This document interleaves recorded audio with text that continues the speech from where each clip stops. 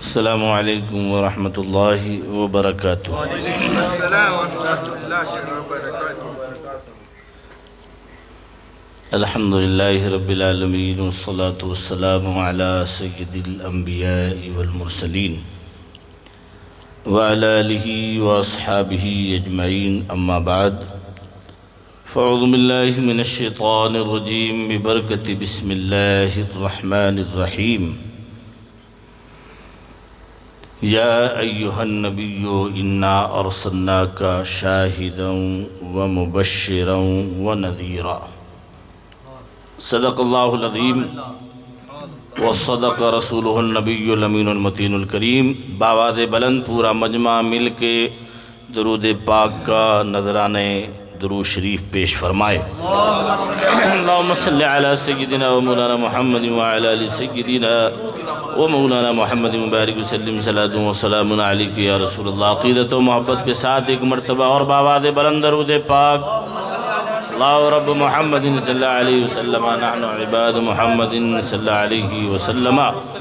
نبی اور آل نبی کی بارگاہ میں ایک مرتبہ اور بآواز بلند درود پاک۔ اللہ رب محمد صلی اللہ علیہ وسلم، نحن عباد محمد صلی اللہ علیہ وسلم۔ وہ ہر عالم کی رحمت ہیں، کسی عالم میں رہ جاتے۔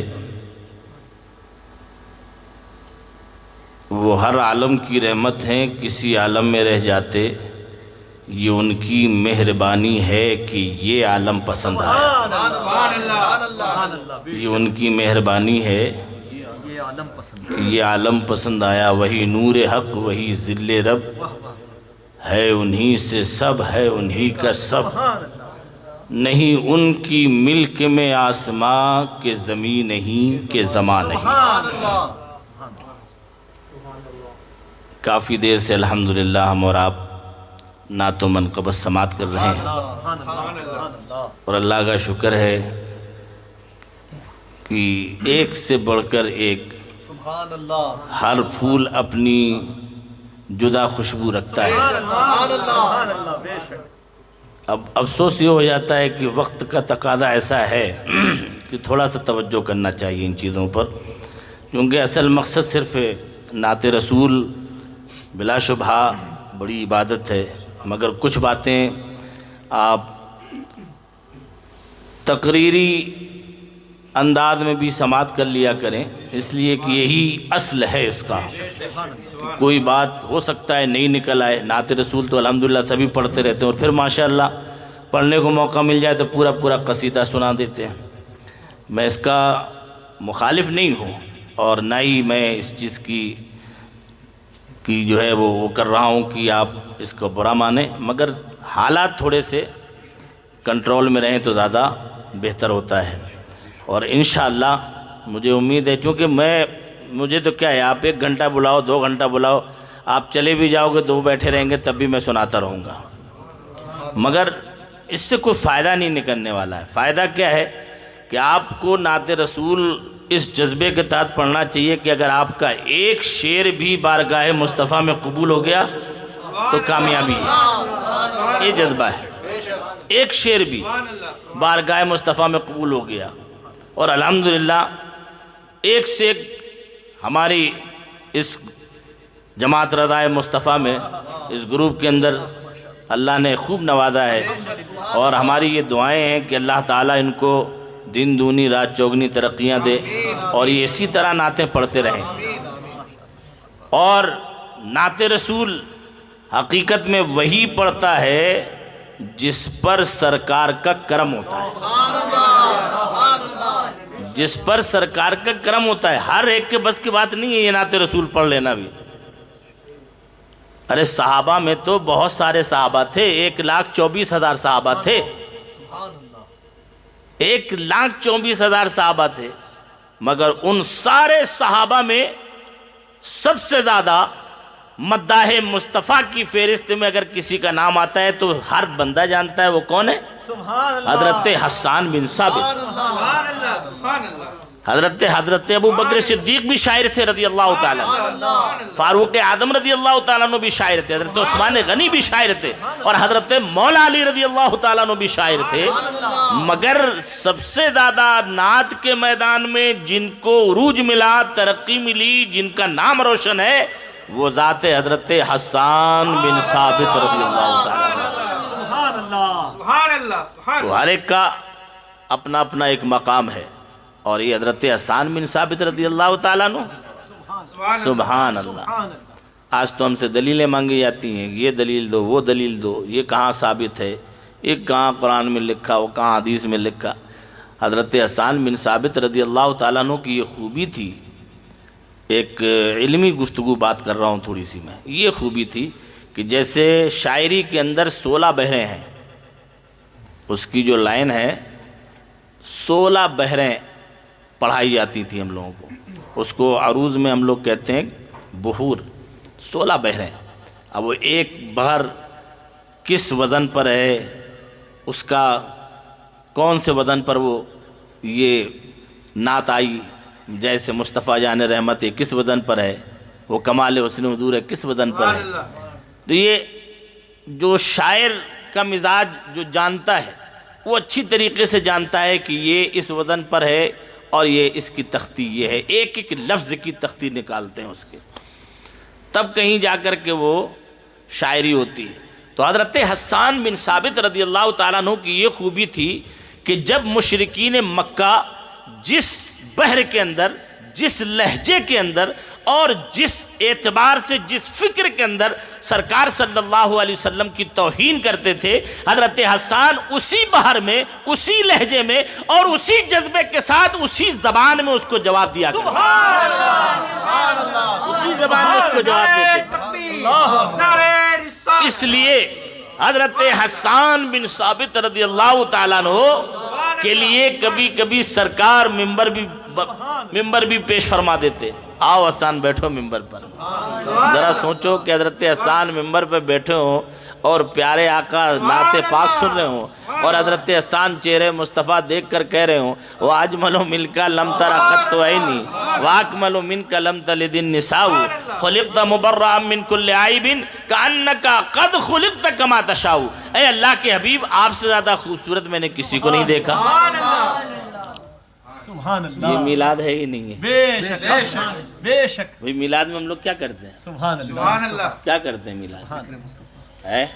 تلاوت ہوتی ہے سب سے پہلے، سبحان اللہ، اور تلاوت وہ بھی اگر کسی نے پڑھ دی وَمَا أَرْسَلْنَاكَ إِلَّا رَحْمَةً لِّلْعَالَمِينَ، اس تلاوت میں بھی میلاد ہو گئی۔ سبحان اللہ، ہم نے پڑھ دیا لَقَدْ جَاءَكُمْ رَسُولٌ مِّنْ أَنفُسِكُمْ، اس میں بھی میلاد ہو گئی۔ سبحان اللہ، قَدْ جَاءَكُم مِّنَ اللَّهِ نور، تلاوت ہو رہی ہے، میلاد بھی ہو رہی ہے، سبحان اللہ، ہو رہی ہے نہیں ہو رہی؟ بے شک۔ تو حضرت حسان بن ثابت سرکار صلی اللہ علیہ وسلم کے سامنے یہ فرما رہے ہیں کہ میری آنکھوں نے آپ سے زیادہ خوبصورت کسی کو نہیں دیکھا، شک، سبحان اللہ، کسی کو نہیں دیکھا۔ اچھا ایک چیز اور یاد آ گئی، کو عرض کر دوں، ذرا زور سے کہو، ہم سونے نہیں دیں گے، آپ کو دھیان رکھنا، ہاں زور سے۔ سبحان اللہ، آپ کو یہ کیسے معلوم ہے کہ سرکار ایسے مسکرائے تھے؟ اللہ اللہ، سبحان اللہ، سبحان سبحان اللہ، کیا بات ہے حضرت، سبحان اللہ، ہے؟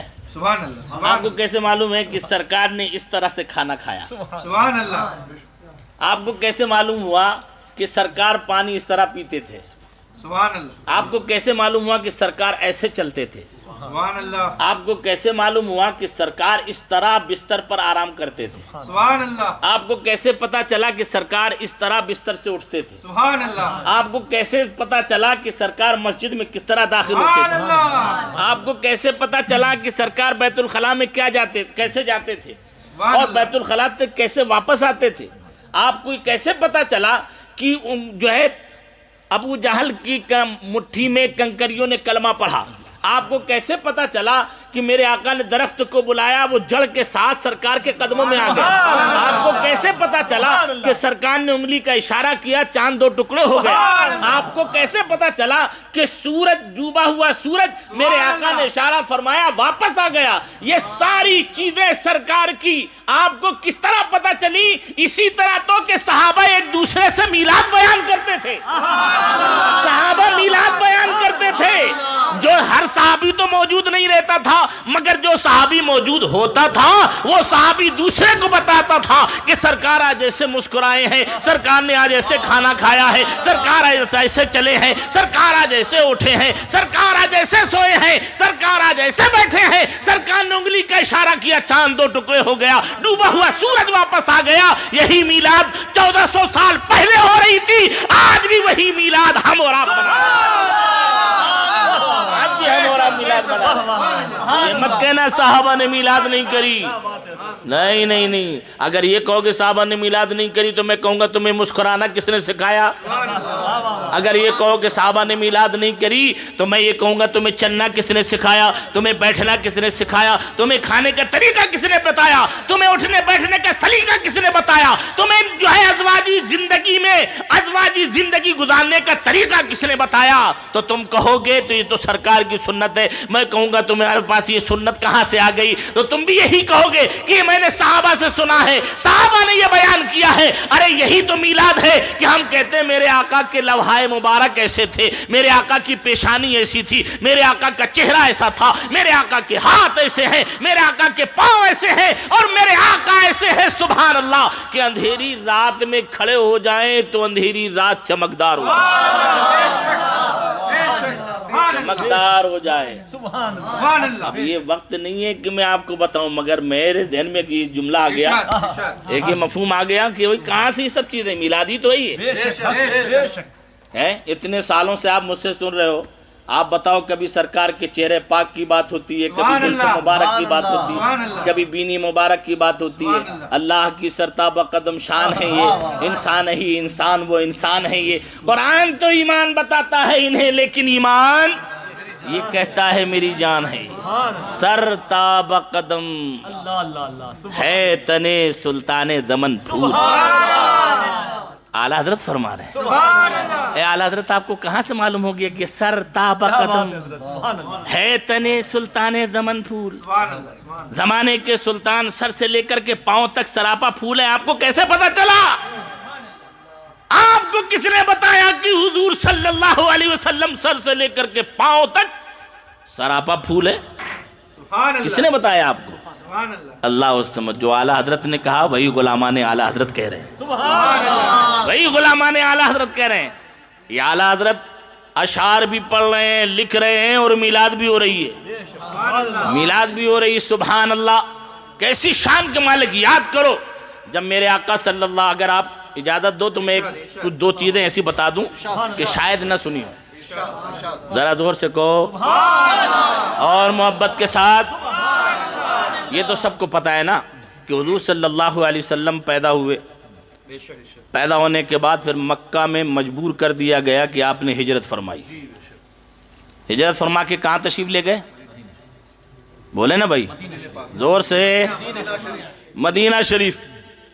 ایک اونٹنی پر سرکار جلوہ گر ہیں، سبحان اللہ سبحان اللہ، آواز آنی چاہیے۔ ایک اونٹنی پر سرکار صلی اللہ علیہ وسلم جلوہ گر ہیں، حضرت ابو بکر صدیق ساتھ میں ہیں رضی اللہ تعالیٰ عنہ۔ سبحان اللہ۔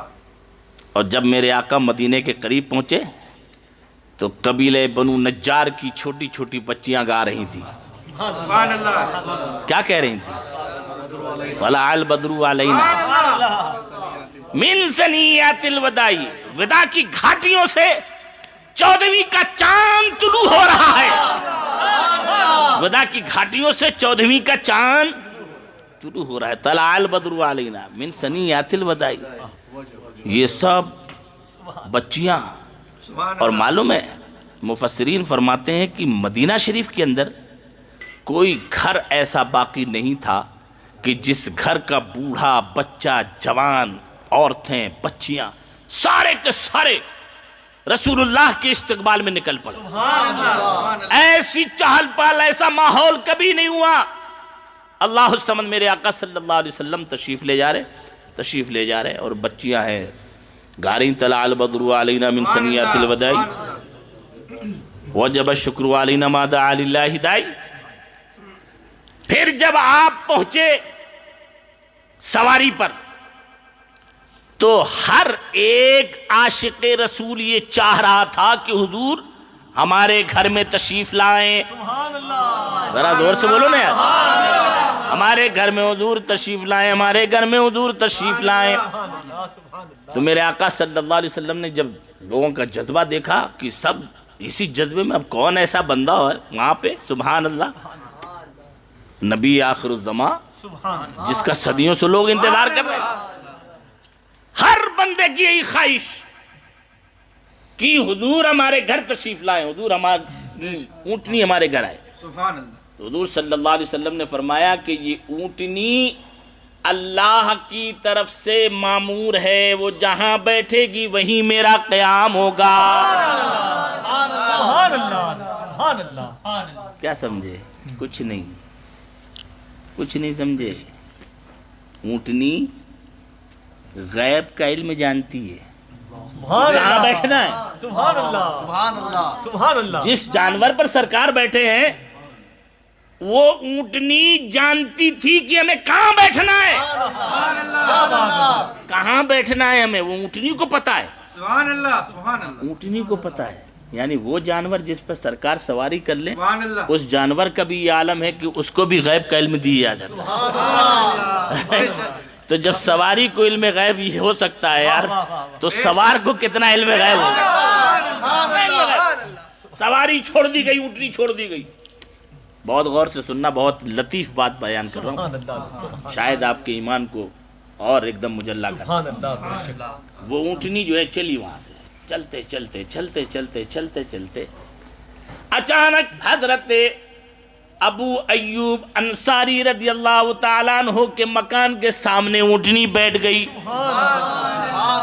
سبحان اللہ. حضرت ابو ایوب انصاری رضی اللہ تعالیٰ عنہ کے مکان کے سامنے اونٹنی بیٹھ گئی. اب جذبے تو تھے اس ٹائم پہ, جذبات تھے. تو ایک صاحب جو ہے وہ اس اونٹنی کو ایسے محبت میں اٹھانے لگے کہ اٹھے کہ میرے یہاں چلے. تو حضرت ابو ایوب انصاری نے دیکھ لیا, کہا قسم خدا کی اگر اسلام کا رشتہ ہمارے اور تمہارے درمیان نہیں ہوتا تو میں اپنی ہاتھ سے تمہاری گردن اڑا دیتا.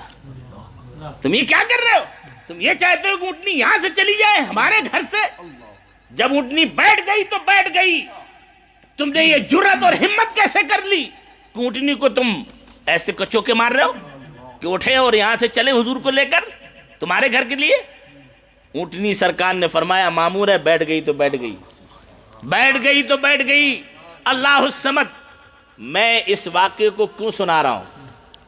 بہت لطیف چیزیں ہیں اس کے اندر, ہاں, مگر آپ اگر محبت سے سنو گے تو بیان کر دوں گا, نہیں سنو گے تو اگلے دل کے لیے چھوڑ دوں گا.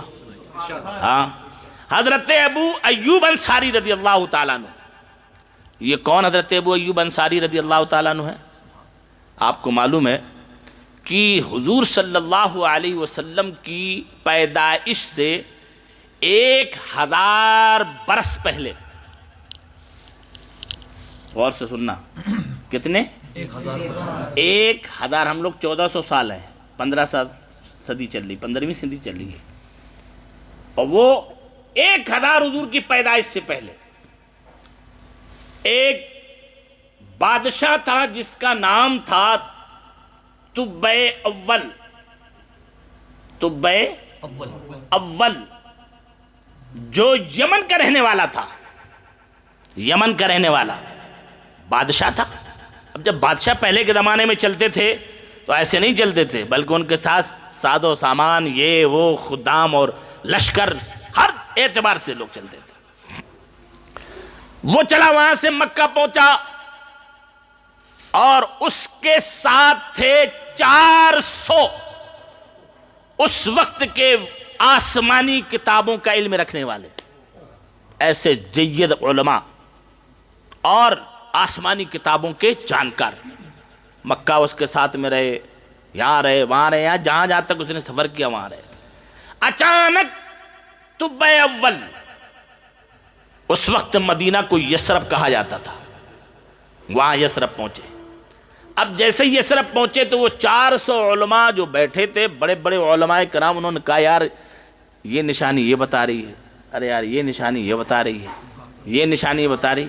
مجھے لگتا ہے کہ عنقریب ہی نبی آخر الزمان مکے میں پیدا ہو کر جہاں ہجرت کر کے آئیں گے وہ جگہ کوئی اور نہیں، یہی جگہ ہے، وہ جگہ کوئی اور نہیں، یہی جگہ ہے۔ میں کہتا ہوں بیوقوفو ذرا اس واقعے کو سنو، یہ کوئی نبی نہیں ہے، یہ کوئی رسول نہیں ہے، 400 آسمانی کتابوں کا علم رکھنے والے وہ 1000 برس ہونے والی چیز کو 1000 پہلے بیان فرما رہے ہیں۔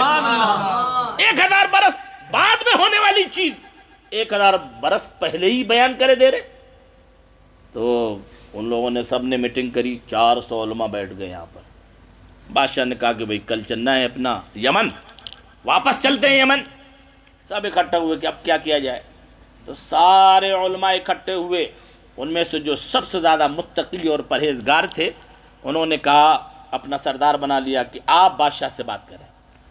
بادشاہ سے بات ہونے لگی تو بادشاہ نے کے پاس جب سارے لوگ بیٹھے تو گفتگو ہونے لگی، تو انہوں نے کہا کہ بھئی اے بادشاہ، تم نے مجھے جہاں جہاں سفر کرایا میں تمہارے ساتھ، ہم تمہارے ساتھ رہے، تم وہاں سے چلے یمن سے نہ جانے کہاں کہاں سفر، شام اور کون کون عراق اور مکہ، یہ سب چیزیں میں نے دیکھ لی، مگر اب مجھے اپنی منزل مل گئی ہے۔ اے بادشاہ، ہم نے تمہارا کبھی پیچھا نہیں چھوڑا، مگر اب اس زمین کو ہم چھوڑنے والے نہیں ہیں، تمہیں جانا ہے تو جاؤ،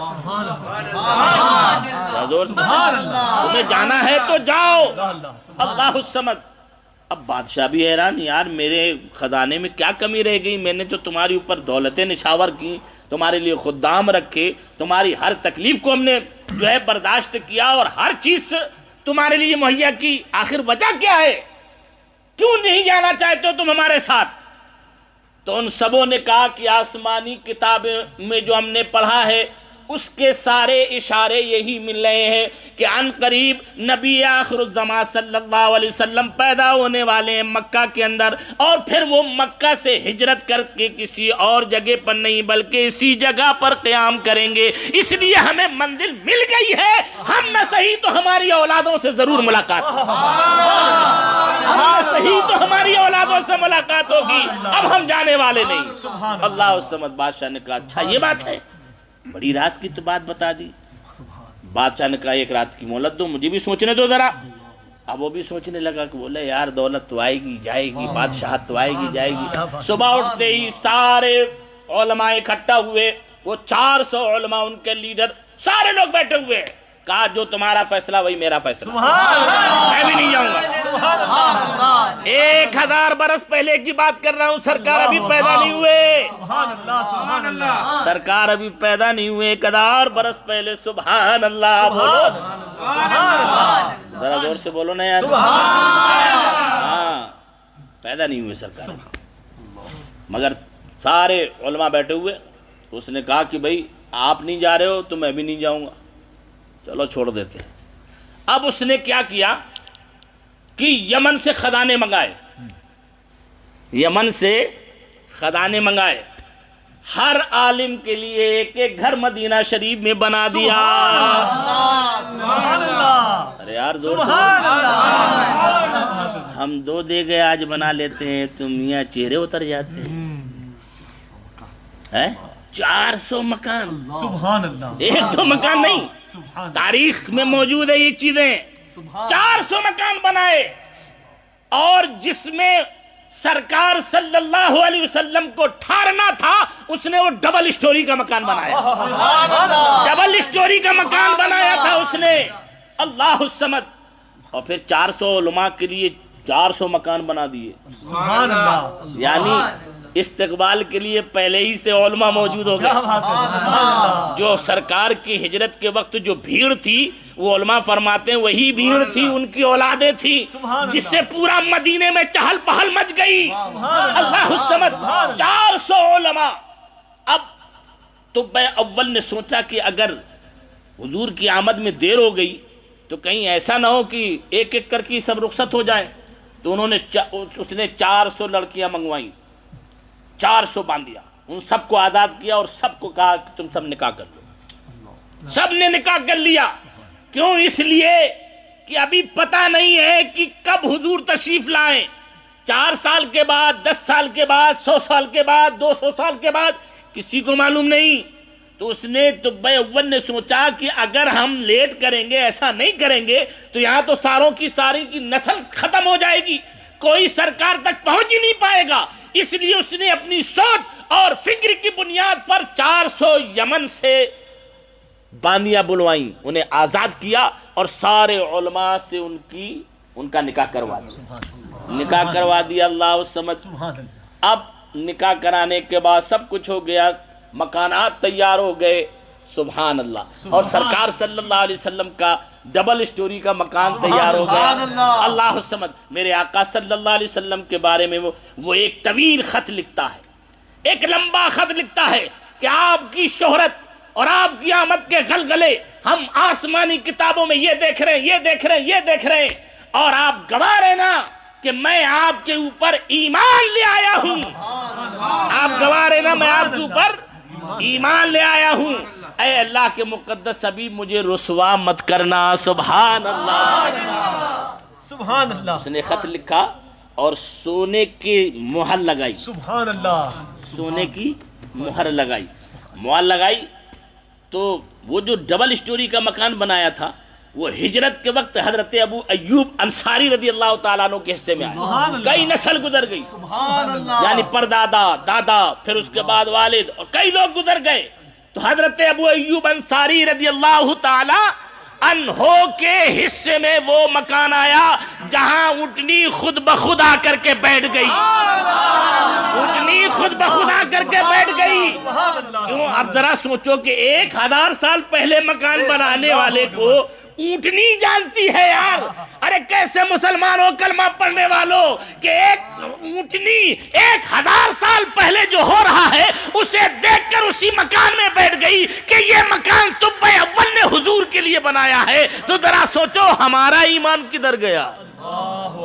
ہم سے تو اونٹنی کا ایمان بہتر ہے، بولو، اونٹنی کا ایمان بہتر ہے۔ وہ تو بیٹھ گئی کہیں اور کسی جگہ گئی نہیں، 400 مکان سے کسی بھی جگہ پر جا کے بیٹھ جاتی۔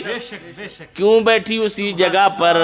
تو اونٹنی سے پوچھو تو اونٹنی جواب دی گی بیوقوف، تم سمجھتے ہو کہ ہم انسان ہیں تو صرف ہمارے ہی نبی ہیں، ہم جانور ہیں تو ہمارے بھی نبی ہیں، ہم جانور ہیں ہمارے بھی نبی ہیں۔ ہاں، تو کیا سمجھتے ہو کہ صرف تمہارے نبی ہیں؟ نہیں، ہمارے بھی نبی ہیں۔ اور سنو سنو، میرے آقا کی شان کا یہ عالم ہے سبحان اللہ کہ وہ جس پر سواری فرما لے وہ سواری بھی علم غیب سے آراستہ کر۔ 400 مکان۔ اب میرے آقا حضرت ابو ایوب انصاری کے مکان پہ تشریف، سبحان اللہ۔ اتنی بیٹھی، الحمدللہ زیارت ہوئی ہے، سبحان اللہ۔ زیارت کی، دیکھا اندر تشریف لے گئے سرکار صلی اللہ علیہ وسلم۔ اب طب اول نے جو ہے 1000 سال پہلے جو خط لکھا تھا، اب جس کے پاس خط تھا نا ابھی وہ پہچانتا بھی نہیں کہ حضور کون ہے، اس نے دیکھا بھی نہیں کون ہے، کون ہے۔ اچانک وہ بندہ سامنے آیا، میرے آقا صلی اللہ علیہ وسلم نے اسے دیکھا اور دیکھتے ہی فرمایا، اے ابو لیلا، اے ابو لیلا ہاتھ بالخط، سبحان اللہ۔ اے ابو لیلا خط لے کیا؟ سبحان ابو اللہ۔ لیلا پریشان کہ یار میری تو ملاقات ہی نہیں ہوئی سرکار سے، یقیناً یہ اللہ کے نبی ہے، سبحان اللہ۔ یقیناً یہ اللہ کے رسول ہے۔ ہاتھ بالخط، خط لے کر کیا؟ ابو لیلا فرماتے ہیں کہ جیسے ہی انہوں نے میرا نام لیا کہ اپنی جیب سے خط نکال جو طب اول نے میرے لیے لکھا ہے، فوراً ابو لیلا اپنی جیب سے خط نکالتے ہیں اور سرکار کی بارگاہ میں پیش کرتے ہیں، اور جب سرکار اس خط کو ملاحظہ فرماتے ہیں تو اپنے تمام صحابہ سے فرماتے ہیں کہ اے لوگو، آج سے طب اول میری نگاہ میں برگزیدہ ہے، اس لیے آج سے کوئی اسے برا بھلا مت کہے گا، آج سے کوئی اسے برا بھلا مت کہے، وہ ہمارے اوپر ایمان لے آیا ہے، وہ ہمارے اوپر جان نثار کر چکا ہے، اس لیے وہ مجھے پیارا ہو چکا ہے۔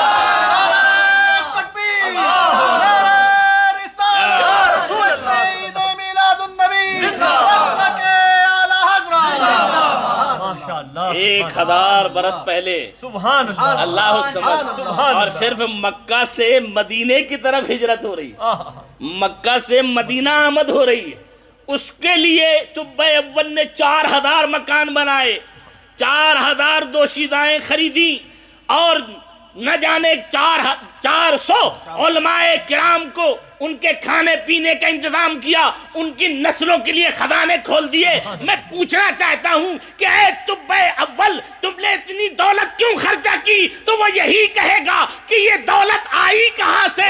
جو کچھ صدقہ ہے وہ سب اسی نبی آخر الزماں کا صدقہ ہے۔ نبی آخر الزماں کا سبحان اللہ، سبحان اللہ، پیارے آقا کا صدقہ ہے، پیارے آقا کا صدقہ ہے، پیارے آقا کا صدقہ پیارے آقا پہ لوٹا دیا۔ یہ واقعہ اس لیے سنایا ہوں سبحان اللہ، کہ اب مت کہنا میلاد کا ثبوت کہاں ہے، بے شک، اب مت کہنا کہ میلاد کیا ہے، اور اگر اور سننا چاہتے ہو تو بیدار ہو جاؤ۔ سبحان اللہ، سبحان اللہ، ایک اور سنا دوں، سبحان اللہ، سبحان اللہ، بے شک، یہ ہے حضرت عامر انصاری رضی اللہ تعالیٰ۔ سبحان اللہ، کیا نام ہے؟ عامر انصاری، انصاری وہ صحابی ہوتے ہیں، ان صحابیوں کو کہا جاتا ہے کہ جنہوں نے مہاجرین صحابہ کی مدد فرمائی۔ سبحان اللہ، صحابہ کی 2 قسمیں ہیں، وہ تو قسمیں بہت ہیں، مگر مہاجر اور انصار۔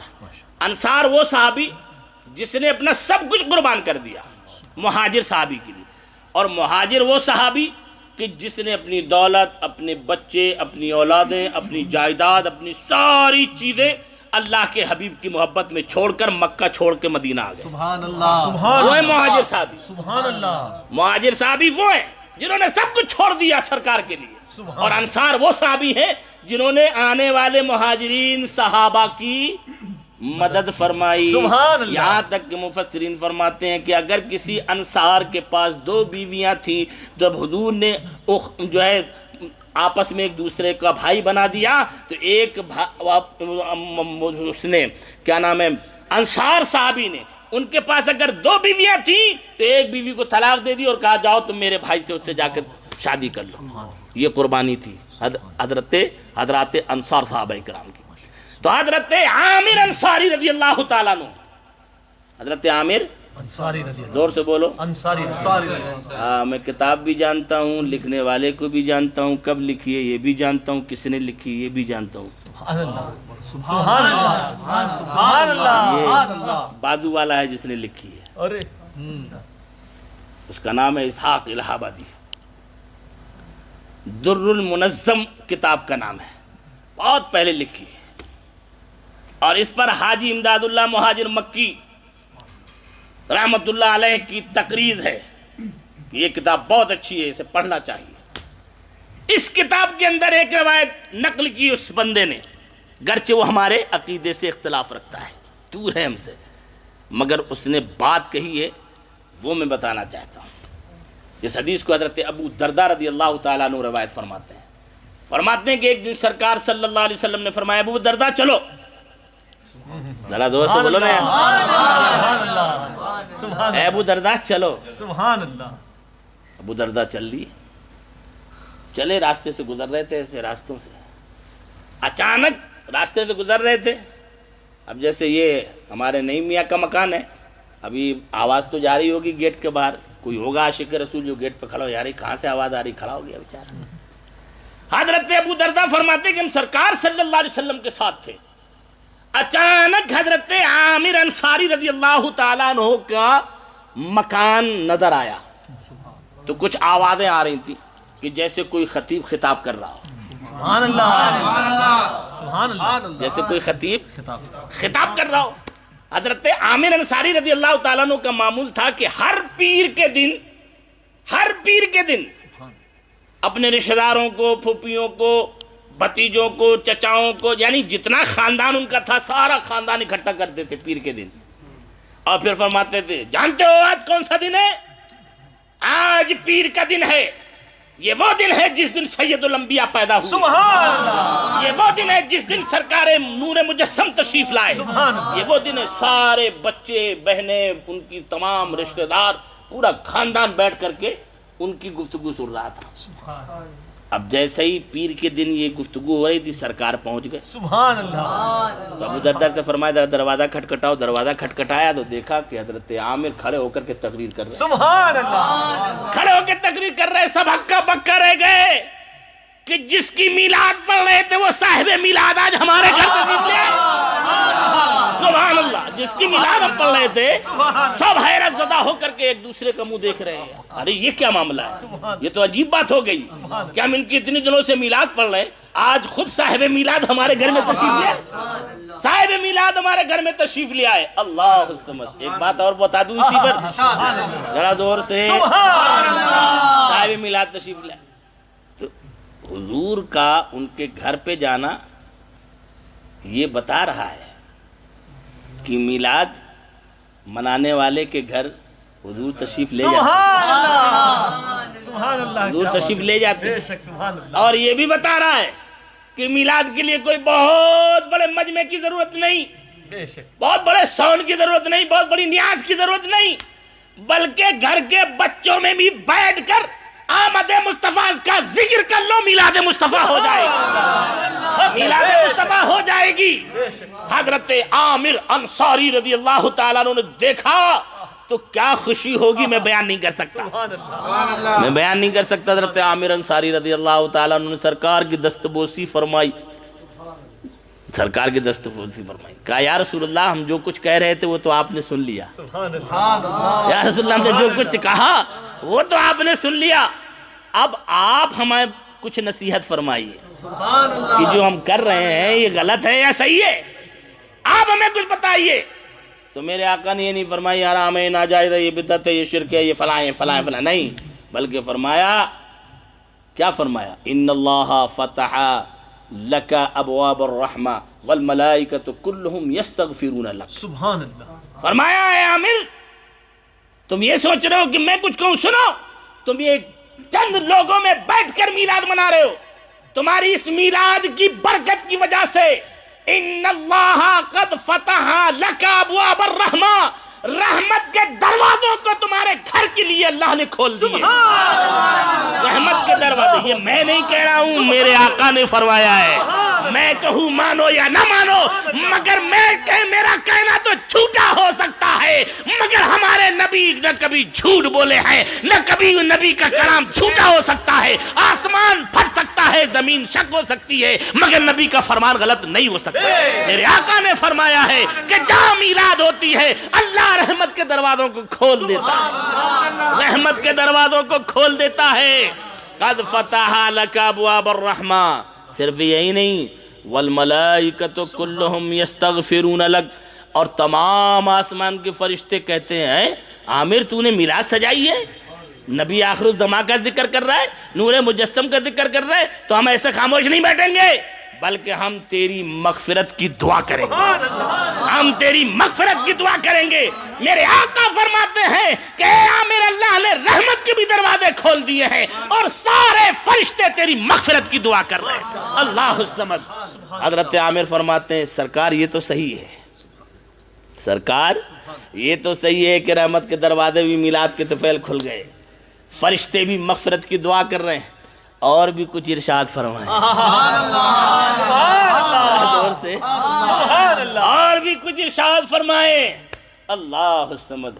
میرے آقا نے فرمایا عامر تم نے جو یہ کیا ہے, قیامت تک جو بھی ایسا کرے گا جیسے تیری نجات ہوئی ہے ایسی ان سب کی بھی نجات ہو جائے گی, ایسے ہی ان سب کی نجات ہو جائے گی. یہ حدیث مصطفیٰ ہمارے ایمان کو جھنجھوڑ رہی ہے, ہمارے عقیدوں کو جھنجھوڑ رہی ہے کہ تم میلاد مصطفیٰ کو سمجھتے کیا ہو. حقیقت یہ ہے کہ میلاد مصطفیٰ ایسی شے کا نام ہے کہ اگر کوئی گناہگار بندہ بھی میلاد مصطفیٰ میں آ کر کے بیٹھ جاتا ہے وہ بھی محروم نہیں ہوتا, بلکہ اللہ تبارک و تعالیٰ اس کی بخشش فرماتا ہے, اس کی مغفرت فرما دیتا ہے, اس کے لیے رحمت کے دروازے کھول دیے جاتے ہیں, اس کے لیے فرشتے جو ہے استغفار کرتے ہیں, دعا استغفار کرتے ہیں. یہ ہے میلاد مصطفیٰ.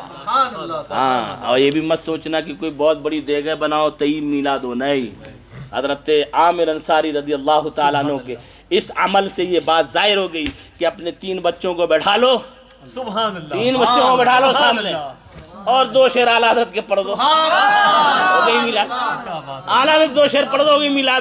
ارے شیرینی مارو گولی یار، پانی رکھ لو خالی اپنے ہاتھ پہ، پانی رکھ لو، ابھی نصیب نہ ہو تب بھی رنب جو ہے پڑھ لو تم اعلیٰ حضرت کے شعر، میلاد ہو گئی۔ کوئی ضرورت نہیں یہ ساری چیزیں لگانے کی۔ ہاں یہ ہم کیوں لگاتے ہیں؟ تاکہ لوگوں کو پتہ چلے کہ یہاں کچھ ہو رہا ہے، سبحان اللہ، یہاں کچھ ہو رہا ہے۔ اب کہتے ہیں نا کہ اگر کوئی بندہ جو ہے نا ہٹ دھرم بندہ ہوتا ہے نا، بہت سے لوگ ہوتے ہیں ہٹ دھرم ہوتے ہیں جن کو لاکھ سمجھاؤ، لاکھ بولو، لاکھ بتاؤ، سمجھنے کی ہے نہیں۔ جیسے کسی درندے سے اگر یہ کہا جائے کہ اے درندے تو اپنی درندگی چھوڑ دے، یہ سوال ہی غلط ہے۔ صحیح بات، اے درندے اپنی درندگی چھوڑ دے، یہ سوال ہی غلط ہے۔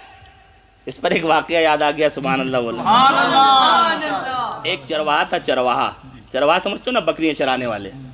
تو وہ چرواہا جنگل میں چلا گیا بکری چرانے کے لیے، اس کے ہاتھوں میں لاٹھیاں ہوتی ہیں حفاظت کے لیے۔